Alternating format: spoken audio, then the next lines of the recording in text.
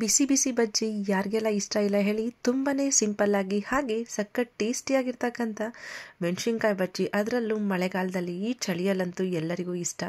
ಈ ವಿಧಾನದಲ್ಲಿ ನೀವು ಸಹ ಟ್ರೈ ಮಾಡಿ, ತುಂಬಾ ಚೆನ್ನಾಗಿ ಬರುತ್ತೆ. ಹಾಗೆ ನೀವಿನ್ನೂ ನಮ್ಮ ಚಾನಲ್ಗೆ ಸಬ್ಸ್ಕ್ರೈಬ್ ಮಾಡದೆ ವಿಡಿಯೋವನ್ನು ನೋಡ್ತಿದ್ರೆ ದಯವಿಟ್ಟು ಈಗಲೇ ಸಬ್ಸ್ಕ್ರೈಬ್ ಮಾಡಿ. ಈ ವಿಡಿಯೋ ಇಷ್ಟ ಆದರೆ ಫ್ಯಾಮಿಲಿ ಫ್ರೆಂಡ್ಸ್ಗೂ ಶೇರ್ ಮಾಡಿ.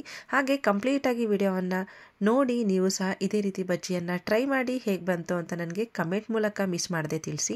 ಬನ್ನಿ, ಇವತ್ತಿನ ವಿಡಿಯೋದಲ್ಲಿ ಬಿಸಿ ಬಿಸಿ ಮೆಣಸಿನ್ಕಾಯಿ ಬಜ್ಜಿಯನ್ನು ಹೇಗೆ ಮಾಡೋದು ಅಂತ ಶೇರ್ ಮಾಡ್ಕೊಂಡಿದ್ದೀನಿ. ಕಂಪ್ಲೀಟಾಗಿ ವಿಡಿಯೋವನ್ನು ನೋಡಿ.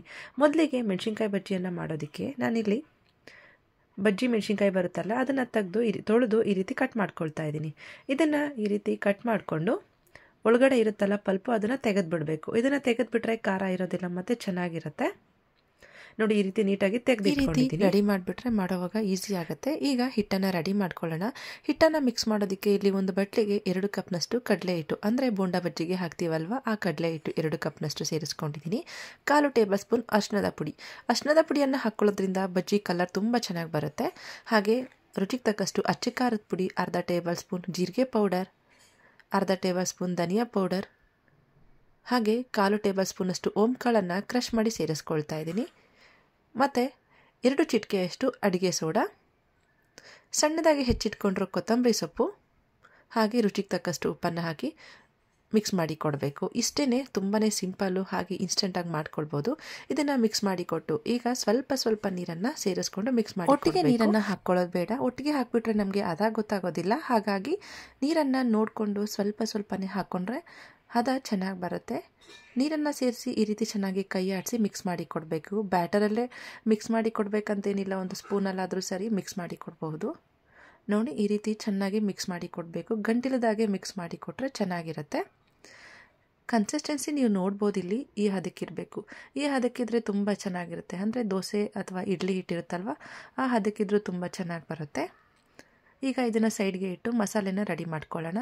ಮಸಾಲೆಗೆ 1/2 ಟೇಬಲ್ ಸ್ಪೂನ್ ಧನಿಯಾ ಪೌಡರ್, 1/2 ಟೇಬಲ್ ಸ್ಪೂನ್ ಜೀರಿಗೆ ಪೌಡರ್, 1/4 ಟೇಬಲ್ ಸ್ಪೂನಷ್ಟು ಓಂಕಾಳನ್ನು ಕ್ರಷ್ ಮಾಡಿ ಸೇರಿಸ್ಕೊಂಡಿದ್ದೀನಿ.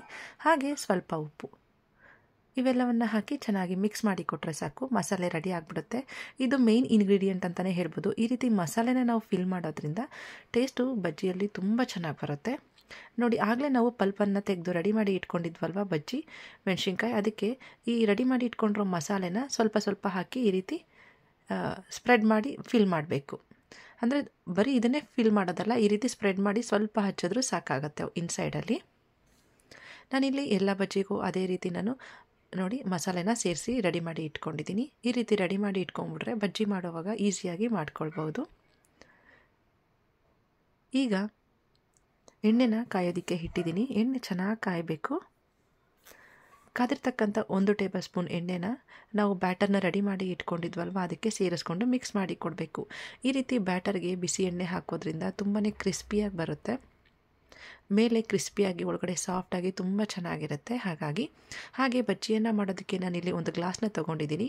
ಗ್ಲಾಸ್ಗೆ ರೆಡಿ ಮಾಡಿ ಇಟ್ಕೊಂಡಿರೋ ಬ್ಯಾಟರ್ನ ಹಾಕ್ಕೊಳ್ತಾ ಇದ್ದೀನಿ.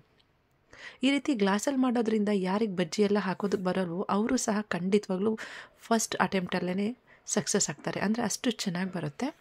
ಈಗ ನಾವು ಆಗಲೇ ಮಸಾಲೆನ ಫಿಲ್ ಮಾಡಿ ಇಟ್ಕೊಂಡ್ರು ಬಜ್ಜಿ ಮೆಣಸಿನ್ಕಾಯಿನ ಆ ಬ್ಯಾಟರ್ನ ಗ್ಲಾಸ್ಗೆ ಡಿಪ್ ಮಾಡಿ ಈ ರೀತಿ ಹಾಕ್ಕೊಳ್ಬೇಕು.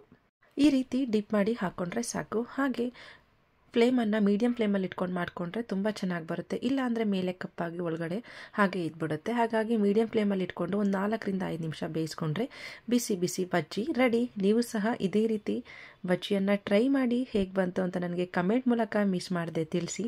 ಹಾಗೆ ನೀವಿನ್ನೂ ನಮ್ಮ ಚಾನಲ್ಗೆ ಸಬ್ಸ್ಕ್ರೈಬ್ ಆಗಿಲ್ಲ ಅಂದರೆ ದಯವಿಟ್ಟು ಈಗಲೇ ಸಬ್ಸ್ಕ್ರೈಬ್ ಮಾಡಿ. ವಿಡಿಯೋ ಇಷ್ಟ ಆದರೆ ಫ್ಯಾಮಿಲಿ ಫ್ರೆಂಡ್ಸ್ಗೂ ಶೇರ್ ಮಾಡಿ. ಬಿಸಿ ಬಿಸಿ ಬಜ್ಜಿ ರೆಡಿ.